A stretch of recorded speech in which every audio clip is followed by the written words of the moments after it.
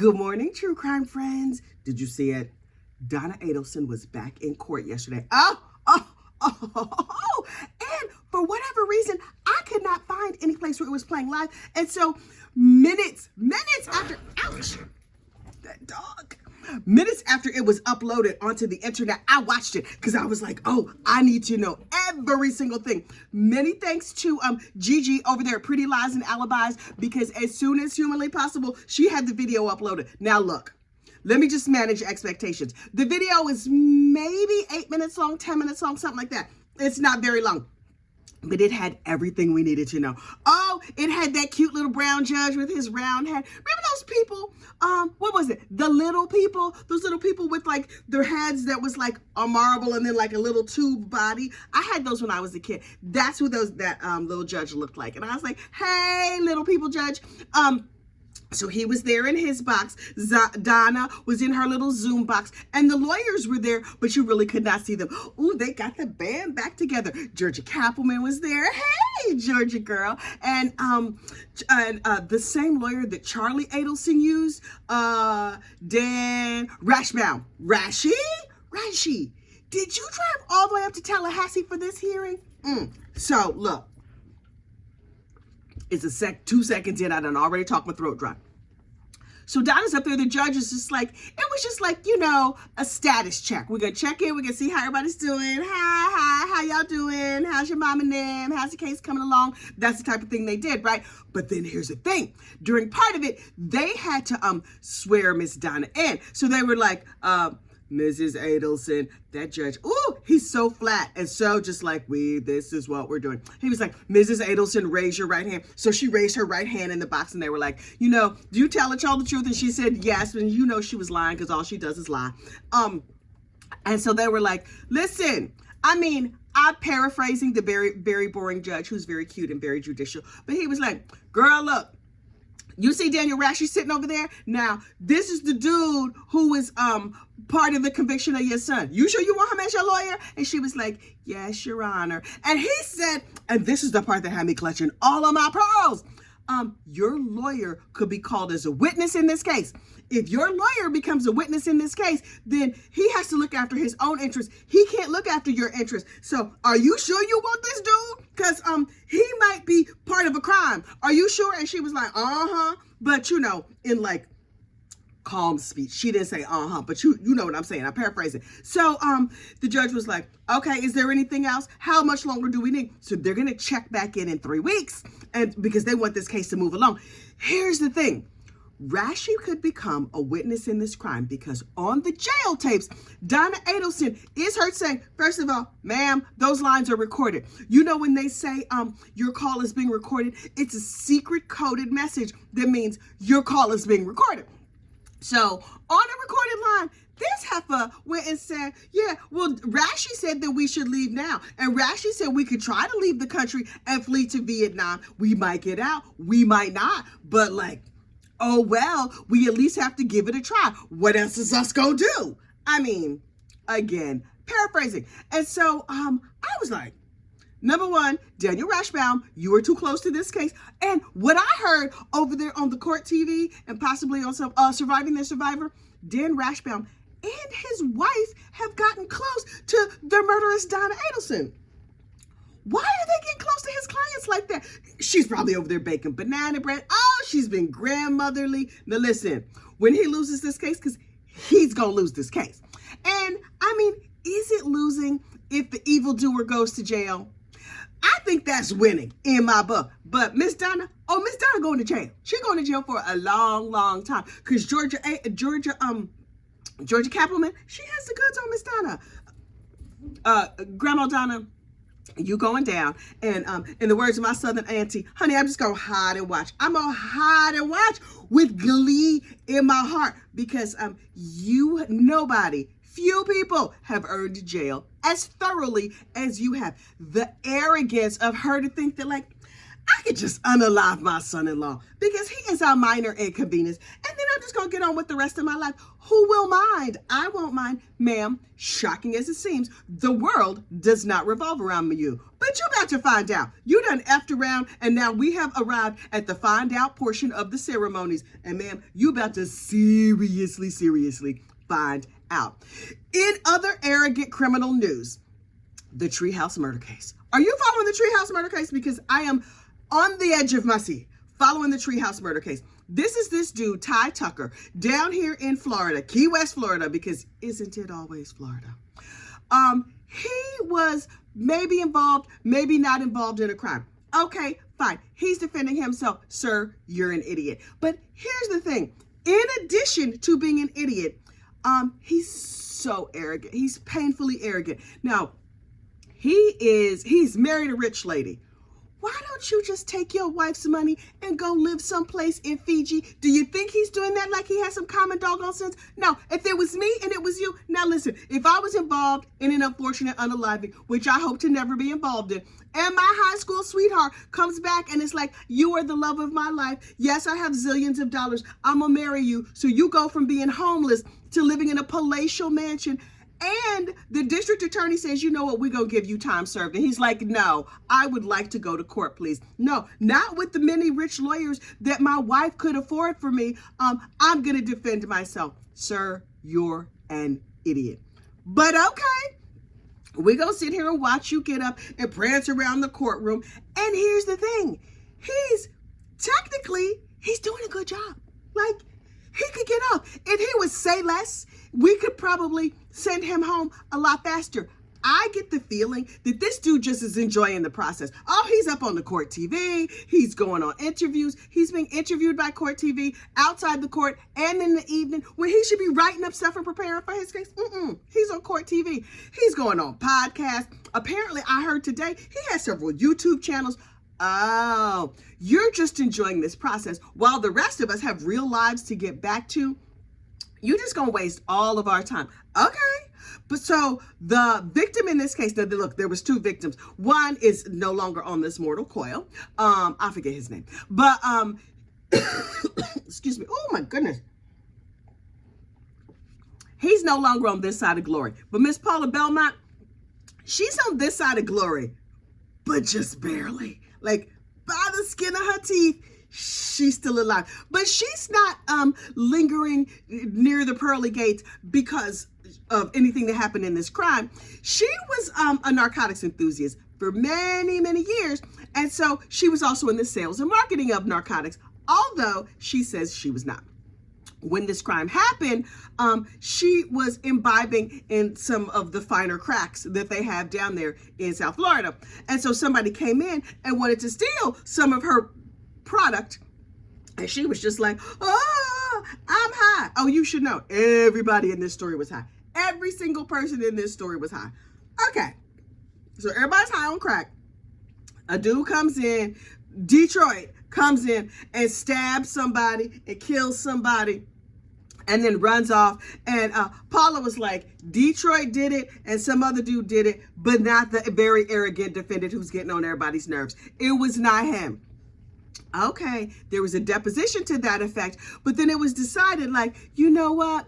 We're going to have Paula come to court. So Paula, excuse me, oh my goodness, who cannot be in court live, appeared via Zoom last week, and she was clearly not that lucid. She has severe COPD, which means she can't breathe and whatever. She's in the hospital. I would suspect hospice, but I don't know. Look, don't get me to lying about this lady. But she was not in great health. So when they tried to get her to testify, that was a full goat rodeo. So they were like, okay, we're just going to play the deposition. So for 3 hours yesterday, they played the deposition. And in the defense case, Paula was like, it was not Mr. Tucker. It was not him. I know the people. And I think it was this April somebody who set me up. You know, it was very Marion Barry. The bee set me up. Okay, whatever. I guess this happens when you're in like a drug den, because they were very much in a drug den. So it's like, okay, she gets up on the stand in her deposition and says, no, it was not the accused. Fine. So the prosecution gets up and plays their portion of the deposition. Okay, that went less well. I mean, it was entertaining, but Miss Paula Bellamont, she was a skosh upset. And so they asked her questions that she did not enjoy. Were you smoking crack that day? And she was like, no. And I was thinking to myself, forget about that day. Is she smoking crack right now? She looked rather crackish. Is it bad manners to say somebody was crackish? Because she was real crackish. She looked, let me paint a picture for you. Imagine a skeleton. She was quite thin. Some bones draped in seasoned leather, without foundation garments. Now listen, I'm pro foundation garments when you go in public, but if you at your house, child, leave the foundation garments at home. And I was like, why are we watching nipple TV? Because I feel like, why can we see her whole, all of her? Does she have much of nothing? So I understand that some women who are less well bosomed feel like they don't have to wear a bra. But ma'am, for your deposition, when God and all the world is gonna see it, we just gonna see your whole saggy situation sitting out looking at me. I was like, oh God, okay, it was a lot. And she was like, let me tell you something. It was not this dude. I can't breathe. It was bad. It was bad. But she got out. The defense got out what they needed to get out. Number one, we believe that Miss Paula was a drug dealer. Number two, she was also an informant for the police. Oh, does that job pay good? Does it have benefits? Is that who's paying for her medical care now? I get the feeling that the good citizens of Florida, their tax dollars are paying for her medical care. Okay, good. We want to help like the poor and the indigent or whatever. I did not know that being an informant would, in my mind, they use like cops who were dressed up to look like Miss Bellamont. I was not aware. I'm not sure how crime works. So, listen, you can't pin that on me. Hang on. So she testified, and then Ty Tucker, the accused, was like, yeah, I don't have nothing else. The rest of my witnesses, they're not ready. And the judge was like, what?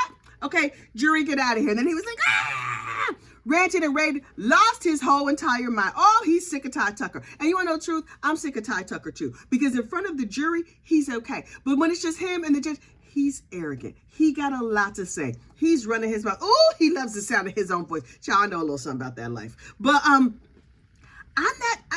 you are wasting the court's time. Sir, there are other murderers that could be here going through their process. But you standing up here, you making a show, you're enjoying your own show. It is a mess. So we're going to see what happens in that case today. My pro tips for Mr. Tucker, because he's up on the YouTubes at night just watching every video that's about him. Sir, say less. Shut up. If I could give Mr. Tucker any advice at all, stop talking.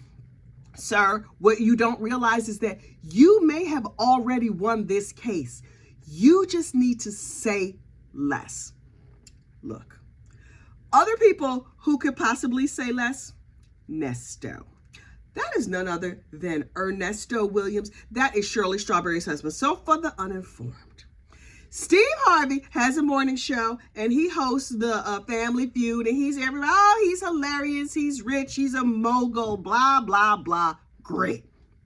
On his radio show, he has a trusty sidekick these last 25 years. That is none other than Miss Shirley Strawberry. Miss Shirley Strawberry married this bum 8 or 9 years ago, Ernesto Williams. He's a regular black man named Ernest Williams. Why they call him Nesto, child, I will never know. But he's locked up for a whole raft of crimes, all of which I believe he committed based on the strength of him being a scumbag. But if she want to marry a scumbag, child, that ain't none of my business. Who am I to stop you from marrying a scumbag if you have lust in your heart for a scumbag? Okay, cool. So hang on. The channel Phone Calls from Prison has been releasing the prison phone calls, and they have been educational. We have learned that Nesto is accused of a bunch of crimes. He has a little side chick, a little girlfriend. He has friends. He has family. Everybody. Okay, cool. In the beginning, everybody was very supportive of Nesto. Nesto, you can do this. Nesto is going to be fine. Nesto, don't you worry about it. As time has gone on, it's like, more charges and more charges have come about. There's some some CP charges, and some animal inappropriate. Sir, Mr. Nesto, you doing nasty stuff with kitties, and bunnies and puppies and stuff like that, and children, and women, and financial crimes. And now we finding out Miss Shirley has been evicted 8 times in the last 9 years. Y'all been married. What is happening over there in the Shirley Strawberry household? So we was minding their business like we are wont to do.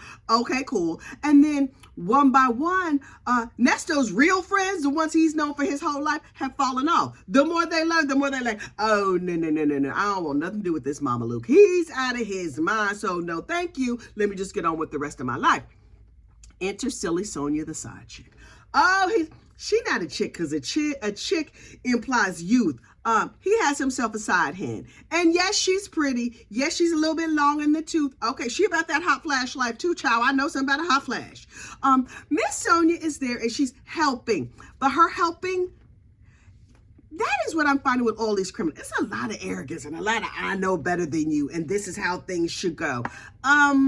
Yeah, no, because I don't know if you've realized, criminals, that there's these things in society called rules and laws, and you're supposed to follow those. That helps you stay out of jail. Now listen, it's not a strict guarantee, but it's gonna help you out a lot. Miss Sonia, she's not worried about them rules and laws and stuff. So Sonia is being like the lawyer, the paralegal for Mr. Nesto, and she has messed up the whole case. And the fact that she continues to mess up the case, I personally am finding delightful. So as the jail phone calls come out, courtesy of the Freedom of Information Act and courtesy of the YouTube channel Phone Calls from Prison. Hey, Shay over there at Phone Calls from Prison. We love your channel. Oh, you got the Charlie Adelson calls. You got the Alex Murdoch calls. You have the Jamie Komorowski calls. You have all the good true crime calls. So I'm perched. I'm leaning in. I'm listening. Yesterday, in breaking jail phone call news, the video calls came out. So it turns out, when you go visit somebody in jail, I just thought they like patted you down, did a body cavity search, and then set you in a room so that you could talk to your loved one like in the movies. No, that's not how that works. They sit you up in like a cubicle with a telephone and you talking to them on closed circuit TV. So they over there back in the back room in the jail and you in the front room in the jail and you just talking to them on the phone in a cubicle. So you have like a little bit of privacy. Okay, cool. And it says right on the screen, this call is being recorded. Okay, great. Again, that is code for this call is being recorded. So I was not aware that you could, well, you, not me, because I'm not wasting my money like that, but humans could request these video calls, and then Phone Calls from Prison is over there doing the Lord's work, over there doing the devil's work, over there working, requesting phone calls, and they got the video phone calls. And the video phone calls dropped yesterday. Now look, I will be honest and say I've grown a little bit bored with the regular phone calls, but then these video calls came out and I'm like, I almost couldn't work yesterday, but looking at the video phone calls, because this is what we found out. Number one, Sonia and them, the side hand and Ernesto, even after they knew that the jail phone calls were out here on Beyonce's internet, they were not aware that eventually the video calls would be out. So when they didn't think anybody was listening to their calls, all they was reckless. Child, they talked about everything and everybody in every situation. Okay, cool, fine. So we found out all their personal business. Once they realized the calls were out, they were just like, we are not talking about anything. We are talking about the weather and we are talking about the case. But then she would go visit him every weekend in prison, and she would talk real loose and real reckless under the assumption that, yes, those phone calls are public, but these video calls are not. You know what is quite delightful? A phone call that you listening to, or in this case, watching, when you think nobody else is listening. Oh, child, she told all of her personal business, all of her family business. She's like, yeah, I'm going to make it big. So I've started a YouTube channel and it's kind of big. And that's how I'm going to get all the money so that we could fund your defense. And Ernest is like, for real? And she's like, we're going to make so much money. We're going to get a dime for every click. And so if you get like, thousands of clicks, boom, that's $50,000. Ma'am, I know that you're new to YouTube. That's not how YouTube works. Yes, you can become a part of the partner program. Yes, you can. And you can monetize your videos and you can make money. And so you have to get 1,000 subscribers. Okay, great. She got her 1,000 subscribers. And you have to have like 4,000 watch hours. Okay, cool. And if you're really, really lucky, your first check will be $100. Ma'am, you're not going to make a lot of money. She misunderstood how YouTube works. So she's out here telling her evil plan on the video phone calls to Ernest, and we're all watching it. Now on the phone calls, now you hear her and she's like, I'm not trying to be famous. Not at all. I'm just trying to help my friend. On the jail phone call, she's like, okay, this is what we're gonna do. And she's flipping around her fake ponytail with the horse hair in it and everything. Child, horses are like, my ass is frozen because that heifer got a ponytail, got my tail on her head. And she's like, this is what I'm gonna do. We're going to make a ton of money and I'm going to be famous, boo. Also, my daughter is a lesbian and so is my granddaughter. And then there was this one time when my brother did she giving up all the family business. Ma'am. First of all, a little self-control. Second of all, maybe not, because I am living for finding out all of your personal business. All of it. I am enjoying the video phone calls very, very much. And then I go back and I watch other YouTubers break down all of her personal family businesses she would not have wanted out here. I am living for it. Wait, this video has run long, but there are like 3 more cases I need to cover. Maybe we'll get to some of them tomorrow. But look, Michelle Triconis is implicated in the murder of Jennifer Dulos. And the case could not be more boring. Yes, the lady is going to get convicted. There's a mountain of evidence. Fine. Here's the thing. Her lawyer is like, this is a terrible case. I don't have a lot of leg to stand on over here. So I'm just going to object to everything. So the judge is like, good morning. And her lawyer's like, objection. It's late morning. So Your Honor, you should say late morning. And I don't know that it's good. And I'm like, oh, here we go. This Mama Luca objects to everything. And then he made an objection that he said was race related yesterday. And I was like, sir, I'm struggling to make this connection. Somebody said that Michelle Triconis went to whatever neighborhood and that's a bad neighborhood. And there was a Jamaican restaurant and there was this and there was that, whatever. The lawyer jumped up and was like, you've inserted race into this case.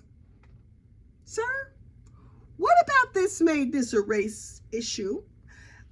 Sir, I think you have just inserted race into this case. They said bad neighborhood and you took that to be a racial thing? Okay, sir, say you're racist without saying you're racist. Okay, cool. So, I watched that man stand up and make a fool of himself and annoy the court.